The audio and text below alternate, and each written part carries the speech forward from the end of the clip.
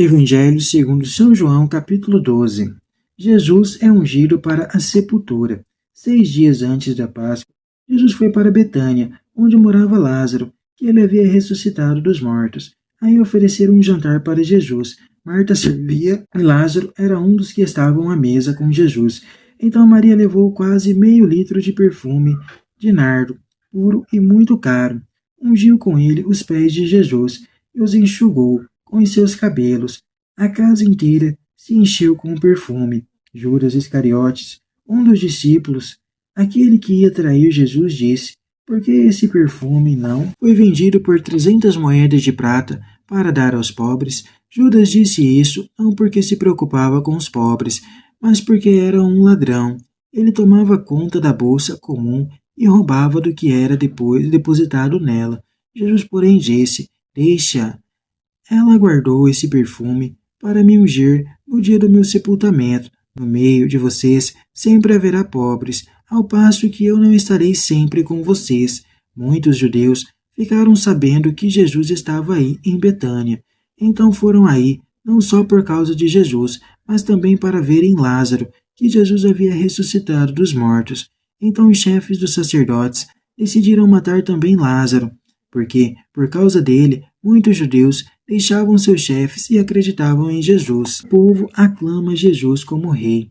No dia seguinte, a grande multidão que tinha ido para a festa ouviu dizer que Jesus estava chegando a Jerusalém. Então apanharam ramos de palmeira e saíram ao encontro de Jesus, gritando: Hosana, bendito aquele que vem em nome do Senhor, o Rei de Israel. Jesus, encontrando um jumentinho, montou nele, como está dito na Escritura: não tenha medo, cidade de Sião, eis que o seu rei está chegando, montado num jumentinho.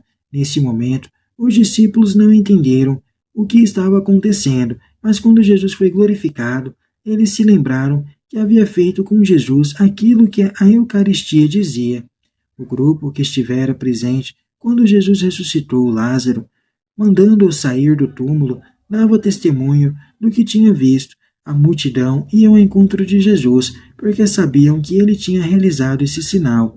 Então os fariseus disseram uns aos outros: vejam como vocês não conseguem nada. Todo mundo vai atrás de Jesus. A missão do verdadeiro Messias. Entre o que tinha ido à festa para adorar a Deus, havia alguns gregos. Eles se aproximaram de Filipe, que era Betsaida, da Galiléia, e disseram: Senhor, queremos ver Jesus. Filipe falou com André, e os dois foram falar com Jesus. Jesus respondeu para eles, dizendo: chegou a hora em que o Filho do Homem vai ser glorificado.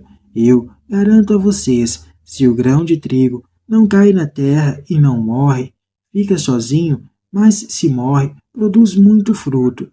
Quem tem apego à sua vida vai perdê-la. Quem despreza a sua vida neste mundo vai conservá-la para a vida eterna. Se alguém quer servir a mim, que me siga, e onde eu estiver, aí também estará o meu servo. Se alguém serve a mim, o Pai me honrará. Estou muito perturbado. O que vou dizer? Pai, livra-me desta hora? Mas foi precisamente para esta hora que eu vim. Pai, manifesta a glória do teu nome. Então veio uma voz do céu. Eu manifestei a glória do meu nome e vou manifestá-la de novo. A multidão que aí estava ouviu a voz e dizia que tinha sido um trovão. Outros diziam: foi um anjo que falou com ele. Jesus disse: essa voz não falou por causa de mim, mas por causa de vocês. Agora é o julgamento deste mundo. Agora o príncipe deste mundo vai ser expulso. E, quando eu for levantado da terra, atrairei todos a mim. Jesus assim falava para indicar com que morte iam morrer. A multidão disse a Jesus: a lei nos diz que o Messias vai permanecer aqui para sempre. Como poder dizer-se que é preciso que o Filho do Homem seja levantado? Quem é este Filho do Homem?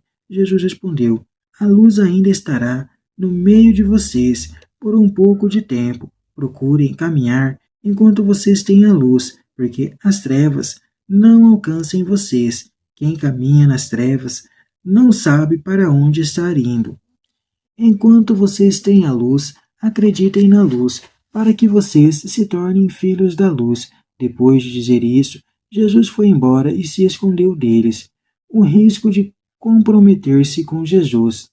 Apesar de Jesus ter realizado na presença dele tantos sinais, não acreditaram nele. Assim, se cumpriu a palavra dita pelo profeta Isaías: Senhor, quem acreditou em nossa mensagem? Para quem foi revelada a força do Senhor? O próprio Isaías mostrou a razão pela qual eles não podiam acreditar.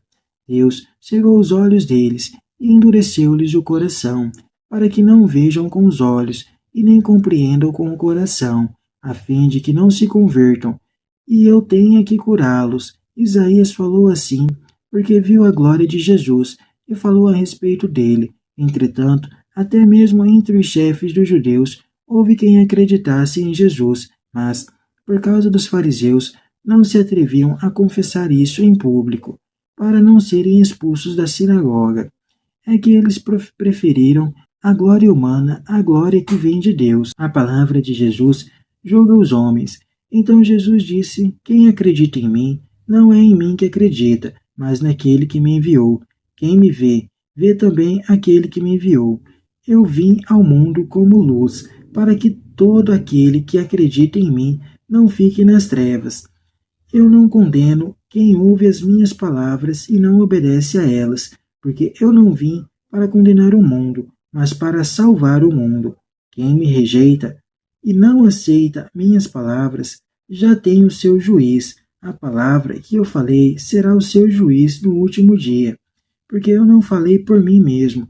O Pai que me enviou, ele é quem me ordenou o que eu devia dizer e falar. E eu sei que o mandamento dele é vida eterna. Portanto, o que eu o digo, conforme o Pai me disse. O gesto de Maria prepara o corpo de Jesus para a morte, isto é, o ato final com que ele entregará sua vida em favor dos homens. Desperdício inútil? Judas desculpa sua própria avareza, disfarçando-a com uma preocupação paternalista pelos pobres. A comunidade que vive o Espírito de Jesus, eminentemente uma comunidade de pobre, e sempre aberta à fraternidade para os pobres. Temos aqui duas concepções sobre o Messias, segundo a tradição transmitida pelos dirigentes. O povo aclama Jesus como um rei político. Mais tarde, essa ideia será transformada em motivo da condenação de Jesus. Por outro lado, Jesus se apresenta como o Messias, predito pelas Escrituras, mostrando, porém, a sua verdadeira missão, dar a vida para salvar e reunir o povo. Quem está comprometido com algum sistema opressor dificilmente compreende e aceita a dimensão libertadora dos atos de Jesus. E os que compreendem e aceitam precisam estar dispostos a correr o risco de serem marginalizados pelo ambiente social e religioso em que vivem. Toda ideia ou teoria sobre Deus que não esteja de acordo com a palavra e ação de Jesus é falsa, porque Jesus é a revelação do próprio Deus, e a missão de Jesus se estende a todos, mas cada um permanece livre de aceitar a sua oferta. A recusa da vida, porém, traz consigo a escolha da própria morte.